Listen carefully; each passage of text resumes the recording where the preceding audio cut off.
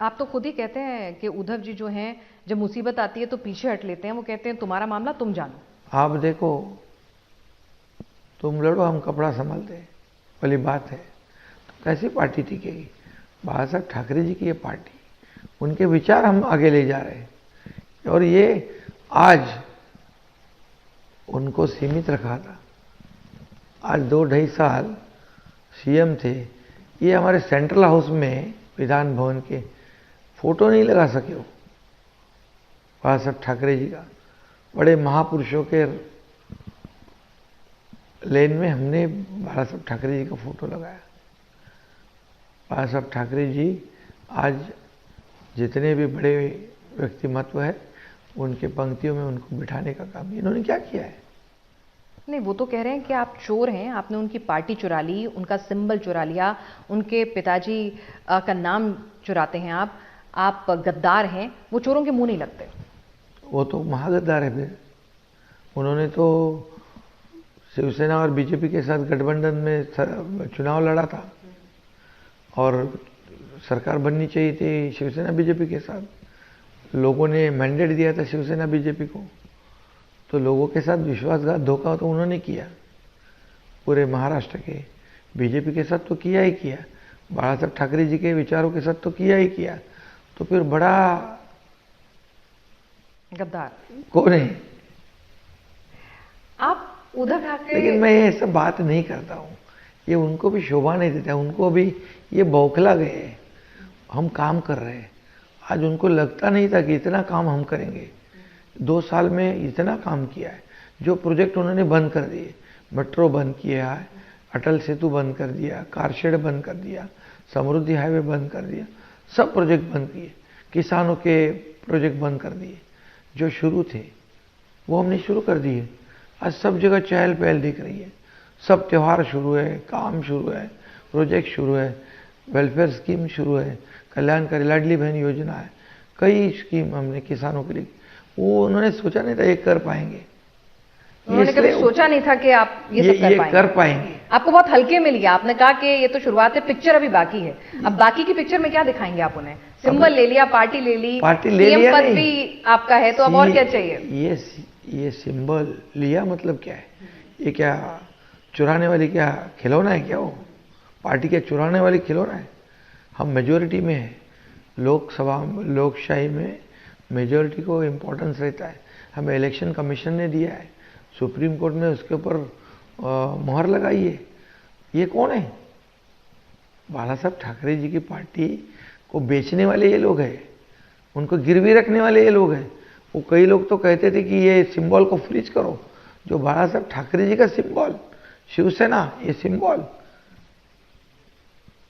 ये इसको फ्रीज करो बोल रहे थे। क्या उनकी फितरत है? और उनको हम पे बोलने का अधिकार है? नहीं, उद्धव ने हमसे बातचीत में ये कहा कि आप बिक गए थे, आप बिक गए थे, आपके पाप आपको डुबो देंगे। कैसे बिक गए थे? बिका कौन कांग्रेस के साथ?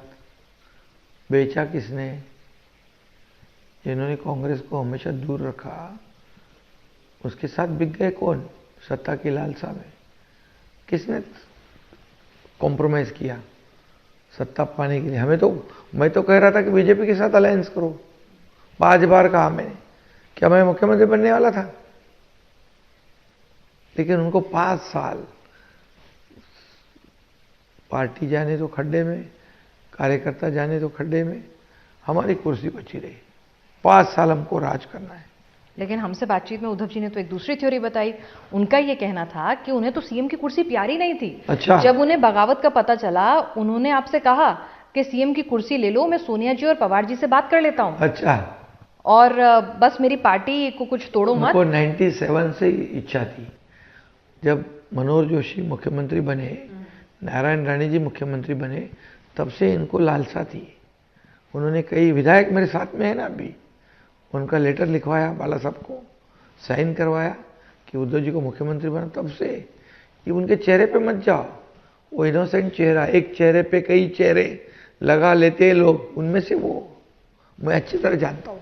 पर वो तो कह रहे थे कि आप उनके पास रोते हुए आए, आप डर गए थे और आपने कहा कि भाई मुझे जेल में डाल देंगे आप बीजेपी के साथ आ जाओ प्लीज, ऐसी उन्होंने कहा। रोने वाला एकनाथ शिंदे नहीं है, लड़ने वाला है। और हम लड़े, सत्ता को छोड़ दिया हमने, मंत्री था मैंने उनको कहा कि बीजेपी के साथ ज्वाइंट हो जाओ, जो हमारा नेचुरल गठबंधन है। हम उनके साथ चुनाव लड़े थे, हो गई उनकी गलती, आपकी गलती छोड़ो, हमें कुछ मालूम नहीं है। लेकिन हमने कहा था कि ऐसा करो, लेकिन उनको बनना था, बने रहना था। और हमसे क्या बात करते हो, हमसे क्या बात करेंगे वो, बिकने की बात हमसे क्या करेंगे। पैसे के सिवा तो उनका दिन शुरू नहीं होता है, रात खत्म नहीं होती है। यानी कुर्सी और पैसा बहुत प्यारा है उनको।